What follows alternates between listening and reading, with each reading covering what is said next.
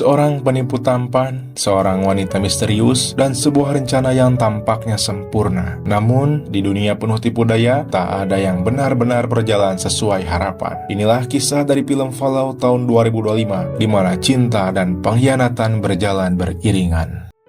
Di awal cerita, kita diperlihatkan dengan seorang pria tampan karismatik yang hidup dari menipu perempuan-perempuan kaya bernama Sebastian. Kali ini Sebastian sedang berjalan di sebuah mall. Dia diam-diam mengikuti perempuannya, yaitu seorang aktris terkenal bernama Leonor yang katanya baru-baru ini dipermalukan dan ditinggalkan kekasihnya. Situasi seperti itu tentunya sangat mendukung Sebastian untuk melakukan alibinya. Dalam kesempatan itu, Sebastian berpura-pura menjadi seorang desainer barang mewah menggunakan nama samaran Thomas Landeta. Dalam percakapan itu, Sebastian mengomentari meja marmer yang dilihat Leonor saat ini kurang bagus. Lalu ia menawarkan marmer asli yang murni dan sangat langka. Barang tersebut dari Goldzin, Belgia, dan hanya dapat ditemukan di 1 atau 2 tambang bawah tanah di dunia. Pero sí me gustaría ver una muestra. Setelah itu, Sebastian juga berpura-pura menjadi guru wirausaha menggunakan nama samaran Xavier Escalante. Sebastian menjadi pembicara di depan orang-orang yang memimpikan kesuksesan dan kekayaan, membuat mereka percaya bahwa ada jalan mudah untuk mencapainya. Enseñar no solo a cómo desarrollar sus historias, pero a cómo moldearlas para que siempre consigan lo que quieren. Selesai mengisi acara itu, Sebastian dengan lembut memperingatkan Anna, seorang asistennya yang juga sebenarnya tertipu olehnya, bahwa ketika Sebastian mengisi sesi tadi, melihat Anna merekam pembicaranya dan itu tidak boleh diulang kembali, karena acara ini tidak diekspos ke publik dan dari situlah programnya memiliki nilai lebih. Anna langsung meminta maaf dan menghapus videonya. Setiap penipuan membutuhkan setidaknya 2 pihak, satu yang berbohong dan satu yang percaya. Aksi selanjutnya, Sebastian mendekati wanita tua, kaya raya bernama Tamara. Alibinya kali ini Sebastian menjadi seorang penasihat keuangan Tamara, seorang wanita tua kesepian dengan menggunakan nama samaran Eduardo Pinto. Saking percayanya terhadap Sebastian, Tamara sangat peduli dengan kehidupannya hingga membiarkan Sebastian menempati rumahnya seperti miliknya sendiri. El tiempo que la necesites. Son simple y sencillamente transacciones. Selesai menjenguk Tamara, Sebastian mendapat telepon dari adiknya yang sekarang katanya di rumah sakit, sedang memeriksa kandungannya. Lalu ia pergi dan tanpa sengaja bertubrukan dengan seseorang tak dikenal yang membuat handphonenya terjatuh. Sebastian tiba di rumah sakit menghampiri adiknya bernama Nadia yang sudah selesai diperiksa kandungannya. Di film ini Nadia sebagai adik tersayang Sebastian tidak terlalu diekspos, jadi hanya berfokus ke pemeran utamanya. Selesai mengantar adiknya, Sebastian bertemu partner setianya, Maklo, yang terus membantunya menargetkan wanita kaya demi memperbesar kekayaannya. Dalam percakapan itu, Sebastian memberitahu Maklo bahwa dirinya akan berhenti dari pekerjaan tipu menipunya itu dan ingin memulai hidup baru karena dirasa apa yang dia butuhkan selama ini sudah cukup. Termasuk Tamara juga rencananya akan ditinggalkan. Tapi Maklo masih kurang setuju dengan keputusan Sebastian karena masih banyak target yang belum dicapai. Sebastian juga mempersilahkan Maklo jika masih ingin melanjutkan pekerjaannya itu. Singkat cerita, Sebastian sedang menyiapkan makan malam di rumah Tamara. Melihat Sebastian yang gelisah, Tamara menanyakan sesuatu yang terjadi padanya. Eduardo, ¿qué pasa? Me encontraron, Tamara. Sebastian beralibi bahwa masalahnya masih belum selesai dan semakin rumit. Sebastian juga harus pergi dulu dari rumah Tamara. Mendengar hal itu, Tamara menawarkan bantuan berupa uang serta menyarankan untuk mencari pengacara. Namun bantuan Tamara ditolak. Sebastian seolah-olah tidak ingin menyeret Tamara ke dalam masalah pribadinya. Dengan sikap Sebastian seperti itu justru membuat Tamara semakin merasa iba, lalu memberikan bantuan berupa uang yang banyak. Setelah makan malam selesai, Sebastian berangkat di malam yang hujan dengan niat untuk melanjutkan hidup baru dan berhenti dari pekerjaan yang penuh kebohongan. Di tengah perjalanan, Sebastian yang sedang asik menelepon bersama rekannya Maklo, tiba-tiba ya, wanita yang mengemudi mobil itu adalah Carolina. Dia yang tersengaja menabrak mobilnya, panik berlebihan, dan memohon agar Sebastian tidak menghubungi asuransi atau siapapun. Sebastian jelas terpesona oleh Carolina yang enggan mengungkapkan nomor teleponnya. Jadi Sebastian saja yang memberikan nomornya kepada Carolina, agar Carolina nantinya bisa membayar kerugiannya. Dan Carolina menitipkan kalung miliknya sebagai jaminan. Setelah selesai, Sebastian pergi, namun mobil Carolina mogok. Lalu ia akhirnya pulang diantar Sebastian, sambil mendengarkan musik yang kebetulan menyukai lagu yang sama. Tanpa Sebastian sadari, sebuah kecelakaan kecil dan pertemuan tak terduga dengan Carolina akan mengubah segalanya. Sebastian yang berencana pensiun menunda dulu rencananya setelah satu aksi terakhir, yaitu mendekati Carolina. Target kali ini lebih besar dari biasanya. Carolina Correa, istri dari Angel Correa, seorang pengusaha kaya yang semakin kaya setelah memenangkan tender untuk pusat perbelanjaan di selatan kota. Carolina seorang gadis yang sedang dalam kesulitan karena ia menikah dengan raja real estate yang kejam, Angel Correa. Sebastian memakai rencana berbeda kali ini. Pikirnya Carolina butuh seseorang penyelamat yang bisa mendengar, memahami, romantis, sederhana, bukan pria maskulin seperti wanita-wanita sebelumnya. Sebastian bertemu kembali dengan Carolina di sebuah kafe setelah mengantar anaknya sekolah. Di pertemuan kedua itu, Sebastian ingin mengembalikan kalung Carolina, bukan untuk menagih pembayaran atas kerugiannya. Dan yang paling penting, Sebastian memang ingin bertemu dengannya. Sebastian dan Carolina melanjutkan perbincangannya sambil berjalan-jalan ke taman kota. Di waktu itu, Carolina mengungkapkan sesuatu yang terjadi dalam rumah tangganya, bahwa ia sedang proses penceraian dengan suaminya. Sebastian merespon berpura-pura tidak tahu dengan keadaan Carolina, yang sebetulnya dia sudah mengetahui kondisinya. Singkat cerita, Carolina pergi lalu Sebastian diam-diam mengikutinya. Di perjalanan, Maklo memberitahu Sebastian bahwa dirinya pun tidak menyangkal Carolina memang target yang bagus. Suaminya orang besar dan sedang naik daun. Maklo sudah menyelidikinya dan menemukan beberapa hal yang harus diperingatkan. Angel Correa terlalu besar untuk ditangani mereka berdua. Sebastian justru berpikir semakin besar ikannya, semakin besar pula hadiahnya, dan menyuruh Maklo untuk terus mencari tahu apapun yang dia bisa. Setelah itu, Sebastian melihat Carolina sedang menguntit suaminya yang terlihat mesra dengan kekasihnya, Gloria, yang juga sekretaris pribadinya. Beberapa saat kemudian, Carolina mengirim pesan kepada Sebastian untuk mengajaknya jalan nanti malam. ¿Qué dices? ¿Muy temprano para unos tequilitas o qué? Mereka pergi ke tempat hiburan sambil minum dan saling bertukar pendapat satu sama lain. Kesimpulannya, hubungan mereka semakin mencair. Sebastian kali ini menggunakan nama aslinya, berpura-pura menjadi penulis yang baru saja keluar dari hubungan masa lalu yang toksik, dan itu berhasil untuknya karena Carolina jatuh cinta padanya. Setelah melancarkan air hina, Carolina pergi begitu saja. Keesokan harinya, Sebastian bertemu Maklo sambil mengantar barang mewah untuk Eleanor dan membicarakan proyek besar Angel Correa yang sedang diaudit pajak negara sehingga suaminya sibuk. Dengan begitu, Sebastian bebas bergerak dengan istrinya, dan rencana Maklo selanjutnya sederhana. Menyarankan Sebastian merayu Carolina, lalu membiarkan dirinya mengambil beberapa foto mesra mereka. Setelah itu, memerasnya dengan foto-foto itu agar Carolina memberi mereka uang tanpa melibatkan diri dengan suaminya. Tibalah mereka di rumah Eleanor untuk mengantar barang antik mewah marmer yang sebelumnya dipesan oleh aktris itu. Eleanor sangat suka dengan marmer yang dibawa Sebastian. Singkat cerita, setelah itu Eleanor ingin membahas soal kamar mandi, dan kita skip saja guys.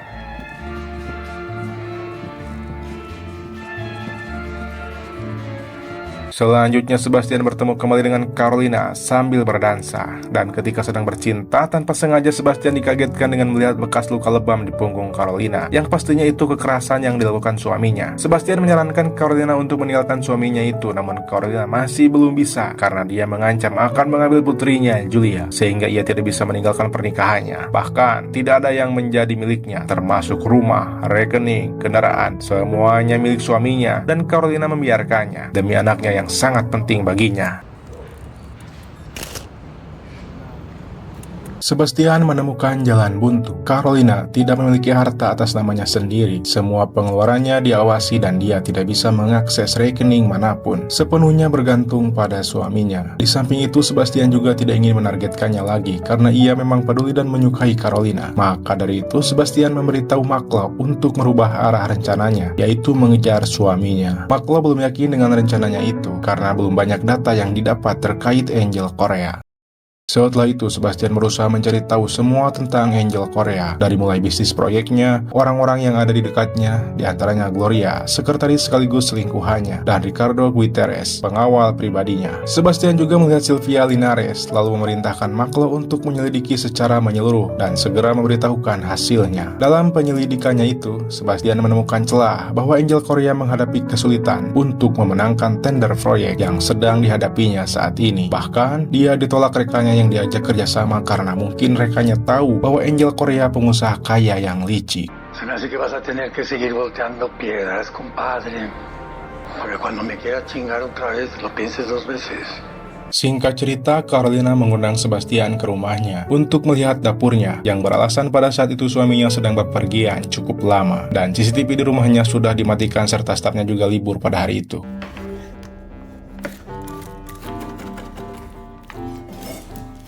Seperti biasa, Sebastian memang pria serba bisa. Selain muda, tampan, dia pandai memasak, dan hal seperti ini selalu dilakukannya sebelum-sebelumnya. Selesai memasak, mereka duduk santai di ruang tamu sambil membicarakan tentang pribadi. Di tengah pembicaraan, Carolina mendapat telepon dari anaknya, lalu dia pergi untuk berbicara dengan anaknya dulu. Situasi itu menguntungkan Sebastian yang berkesempatan untuk memeriksa berkas-berkas Angel Korea di ruangan kerjanya ketika Carolina sedang video call bersama anaknya. Lalu ia menemukan miniatur proyek besar yang akan menjadi tujuan utama saat ini. Sebastian mengambil beberapa foto untuk dijadikan bahan rencananya bersama Maklo. Carolina, déjame ayudarte a dejarlo. No, por favor, no tengo Escúchame, nervios. te he hecho pensar que no puedes, que depende Ya de te él, pero dije que no la es quiero cierto. perder. No la vas a perder.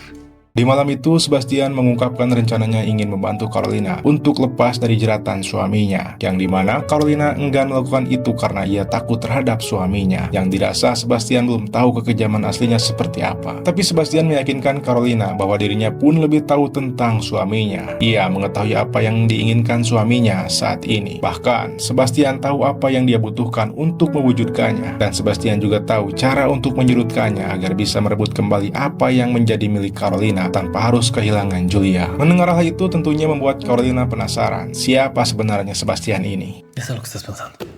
Que soy Un estafador.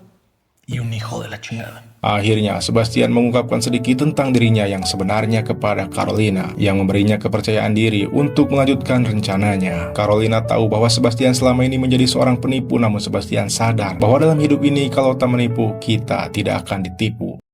Sepulang dari rumah Carolina, Sebastian menemui Maklo untuk membahas rencana mengejar Angel Korea dengan beberapa bahan informasi yang sudah didapatkan Sebastian saat ini. Walaupun tidak terlalu yakin, Maklo masih tetap membantunya dengan memberikan informasi salah satu perusahaan konstruksi Elsa dan Grup Delta yang didirikan pada tahun 1998. Perusahaan itu terdaftar atas nama putranya. Dia adalah Juan Manuel Lopez Martinez, berusia 30 tahun, blasteran Kolombia. Sebelumnya ia mencoba berbagai usaha seperti ekspor kopi dan bisnis lainnya, tapi tidak berhasil. Namun sekarang dia mengelola beberapa proyek Elsa. Juan Lopez tidak terlalu terkenal karena dia tidak terlalu aktif di media sosial. O sea que sí podría ser él. Yo también te quiero, güey. Selanjutnya, Sebastian berencana akan mengikuti acara gala amal yang akan diselenggarakan beberapa hari lagi. Tapi Maklo khawatir karena acara itu terlalu terbuka. Namun Sebastian berpikir bahwa Angel Korea harus melihatnya berada di lingkarannya agar menganggapnya serius, dan itu satu-satunya cara. Sebastian juga mengungkapkan bahwa Carolina yang memberinya akses ke acara tersebut. Mendengar hal itu, Maklo kaget semakin khawatir karena sebagian rahasia rencana mereka diketahui orang lain. Hingga Maklo sempat ingin mengundurkan diri dari rencana itu, tetapi ia juga tak bisa lepas dari keinginan untuk menggoreng ikan besar yang sesungguhnya dan melanjutkan hidup baru.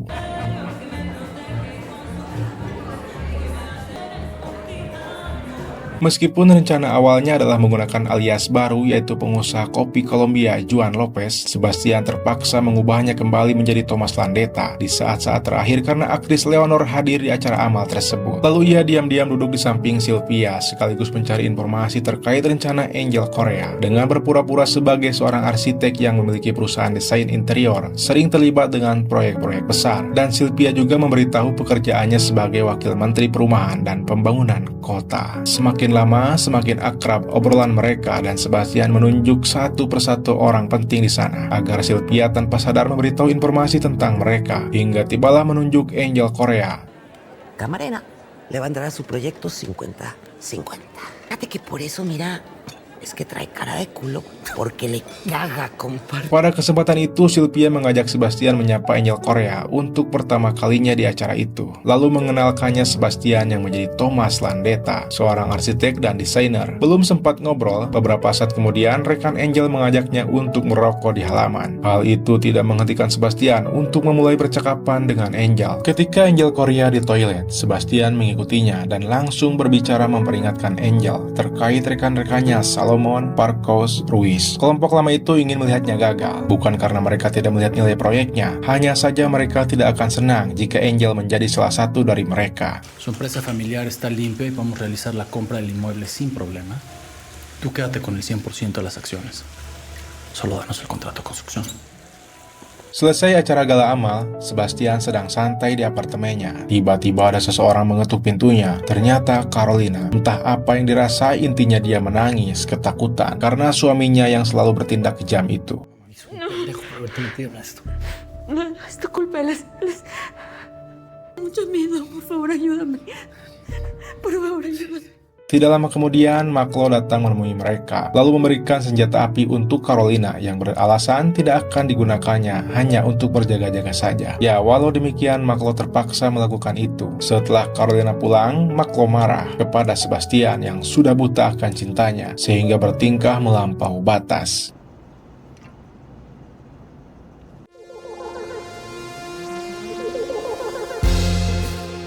Setelah mendapat pesan dari Angel Korea, Sebastian dan Maklo menyiapkan beberapa dokumen penting untuk membuat data perusahaan cangkang yang menduplikasi perusahaan Elsa. Tibalah mereka di perusahaan Angel Korea, disambut Gloria, lalu mengantarkannya ke ruangan Angel Korea. Di pertemuan itu, Angel mengatakan bahwa dirinya sudah memeriksa semua dokumen yang dikirimkan mereka. Lalu ia menunjukkan dokumen kontrak yang harus segera ditandatangani. Isi dari kontrak itu menyatakan bahwa perusahaan Elsa akan bertindak sebagai pihak depan. Namun, ada beberapa hal tidak disetujui mereka, bahwa uang tendernya akan dibayarkan CNC sesuai tanggal yang ditetapkan pemerintah. Sontak saja, Maklo yang berperan menjadi Juan Lopez bergimik marah. Tidak setuju dengan pernyataan kontrak itu, lalu Sebastian menenangkannya, dan Angel juga menawarkan solusi lain, dengan membayar di muka 50%. Maklo masih belum setuju, lalu Sebastian menengahi perdebatan itu. Karena Angel mendapatkan saham 100% dan mereka bertindak sebagai pihak depan, rasanya tidak adil jika Angel dan mereka berbagi resiko secara rata. Namun, jika Angel bersedia membayar 75% di muka pada hari itu, Sebastian yakin rekannya bersedia menanggung sisanya 25%. Mendengar penawaran itu, Angel berpikir sebentar. Vámonos. Akhirnya, Sebastian dan Maklo berhasil merayu Angel hingga mereka teriak-teriak saking senangnya. Malam yang ditunggu-tunggu, Sebastian ditemani Carolina di apartemennya. Mendapat kabar dari Maklo harus segera memeriksa saldonya. Hanya dalam hitungan waktu, Angel mentransfer uang sejumlah 273 juta peso atau senilai 240 miliar rupiah kepada mereka berdua. Misinya berhasil begitu saja. Maklo berencana untuk tinggal di London dengan uangnya, sementara Sebastian berencana untuk akhirnya pindah ke Buenos Aires bersama Carolina.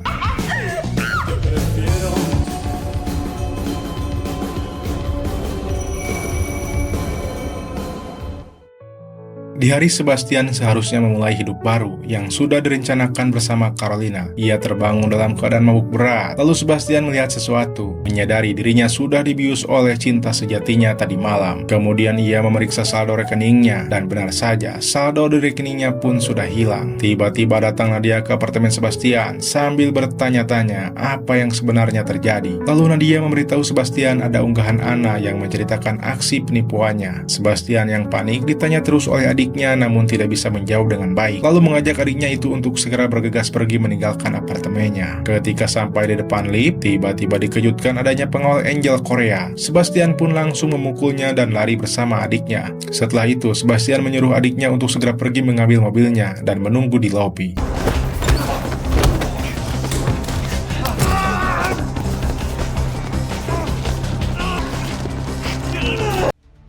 Sebastian berhasil melumpuhkan pengawal Angel lalu menaruhnya di kamarnya dengan memberikan minum obat bius agar tidak cepat bangun. Situasi semakin rumit. Sebastian dikejutkan kembali dengan Anna yang sudah ada di lobi menyerangnya menggunakan rekaman video untuk diunggah ke media sosial. Nadia yang terus menangis ketakutan belum mengerti dari semua yang terjadi saat ini karena Sebastian masih belum bisa memberitahu kejadian sebenarnya. Sebastian menemui Maklo yang sama paniknya. Di sana Nadia juga melihat sesuatu yang membuat dirinya tidak menyangka dengan pekerjaan Sebastian dan temannya Maklo. Sebastian berencana harus segera menemukan Carolina sebelum orang lain yang menemukannya. Lalu ia menitipkan adiknya Nadia menunggunya di sini. Rick no contesta, pero sigo intentando. Sebastian menemui Gloria untuk mencari tahu tentang Angel dan Carolina, tapi Gloria enggan memberitahunya. Karena Sebastian memaksa, Gloria pun memberitahu yang sebenarnya, bahwa Angel dan Carolina sudah berpisah 1 tahun lalu. Dalam artian, mereka memang tidak tinggal bersama lagi. Di acara gala itu, Carolina juga datang sendiri tanpa diundang. Dia memang gila dan tidak stabil. Angel memberi ultimatum Carolina untuk angkat kaki dari rumah dan tinggal di apartemen Escandon. Gloria pun memberikan alamat lengkap apartemennya.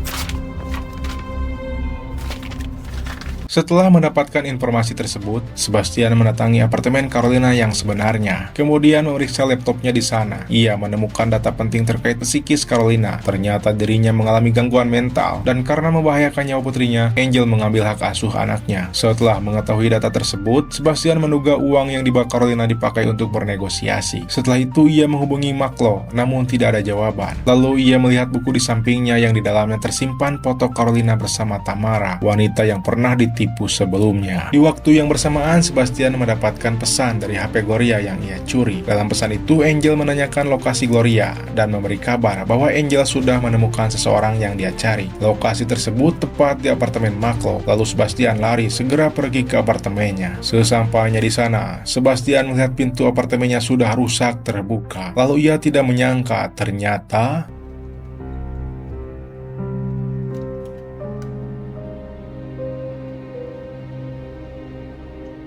Maklo akhirnya mati ditembak oleh Angel Korea. Setelah itu Sebastian mencari adiknya Nadia yang untungnya dia selamat bersembunyi di dalam lemari. Ketika Nadia sudah keluar, lalu melihat Maklo sudah tidak bernyawa, membuat dirinya shock berat, lalu pergi meninggalkan Sebastian. Beberapa saat kemudian, Sebastian yang hampir mengalami kebuntuan, ia menemukan berkas data lokasi Carolina yang Maklo simpan di laci kerjanya. Lokasi tersebut berada di Jilotepes, negara bagian Meksiko. Sebastian segera pergi ke lokasi tersebut. Malam sudah larut, Sebastian sampai di lokasi terpencil tempat Carolina bersembunyi. Ia mendekati rumah kabin perlahan, lalu melihat Carolina sedang menerima telepon dari seseorang. Kemudian Sebastian mencoba menelepon Carolina. Sebastián, nunca quise. Arruinar mi vida. Que mataran a mi mejor amigo. Maclo.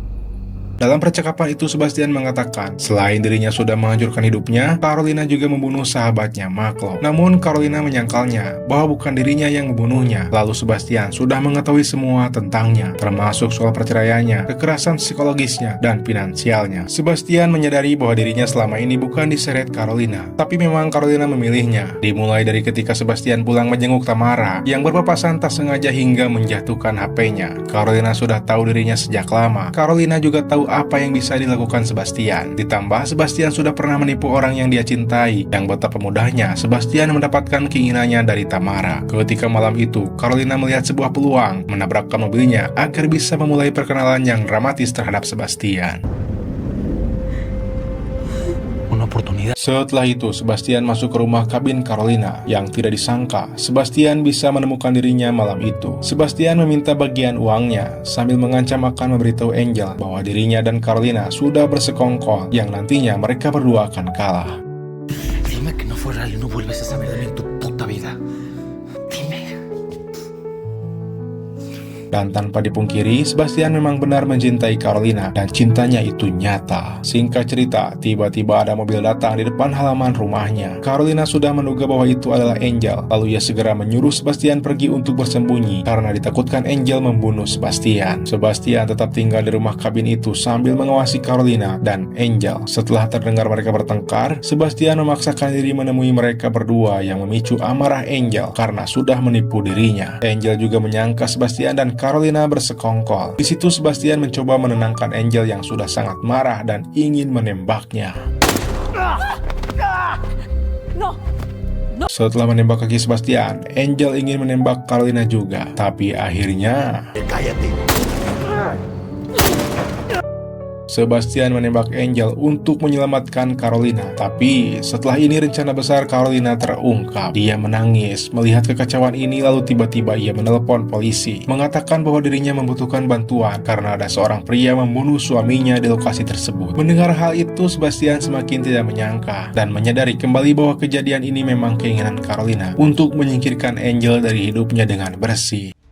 Ternyata Carolina adalah otak dari permainan besar ini. Ia sangat sempurna memainkan perannya. Carolina bersekongkol dengan korban-korban Sebastian di masa lalu, termasuk Tamara, yang dimanfaatkan kebaikannya. Ia memberi Sebastian tempat tinggal karena ia sangat percaya pada nama samaran Eduardo Pinto, seorang pria yang melarikan diri dari para koruptor. Sebastian membuat Ana terpesona dengan Xavier, yang menjual mimpi akan kejayaan pada teman-temannya. Padahal Sebastian merampok uang mereka. Dan kepada Leonor, seorang aktris yang telah dipermalukan diletakkan di altar. Sebastian berpura-pura menjadi Thomas Landeta, seorang arsitek kelas 3 yang memperlihatkan barang mahal dengan dompet tebal. Ketika di rumah Angel, sebetulnya Carolina pun mengetahui bahwa Sebastian diam-diam menyusup ke ruang kerjanya untuk mencari sesuatu. Dan disitulah dibutuhkan sebuah cerita yang bagus, bahwa Carolina seorang wanita dimanipulasi oleh penipu yang mencoba merebut uang dalam jumlah besar dari suaminya. Semuanya di luar kendali dan berakhir dalam konfrontasi tragis di mana satu orang tewas dan lainnya dipenjara. Dan terkait uang itu, Carolina menegaskan kembali bahwa dirinya tidak memilikinya, melainkan masih bersama Sebastian, karena dengan jumlah sebesar itu pihak bank akan menghubungi untuk menanyakan apa orang itu akan menyetujui transfernya, dan Carolina menolaknya.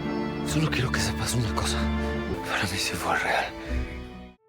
Sebastian yang sudah terluka akibat terkena peluru dari Angel, ia tidak dapat melarikan diri kali ini, dan cintanya kepada Carolina benar-benar nyata. Singkat cerita, Sebastian dijebloskan ke penjara. Dunia yang ia bangun dengan tipu daya runtuh seketika. Di balik jeruji besi, Sebastian masih mendapat kunjungan dari adiknya, Nadia, sambil memberitahu informasi bahwa Sebastian akan bebas sebentar lagi karena Carolina memberikan saksi terkait penembakan Angel waktu itu adalah sebuah pembelaan untuk menolong dirinya.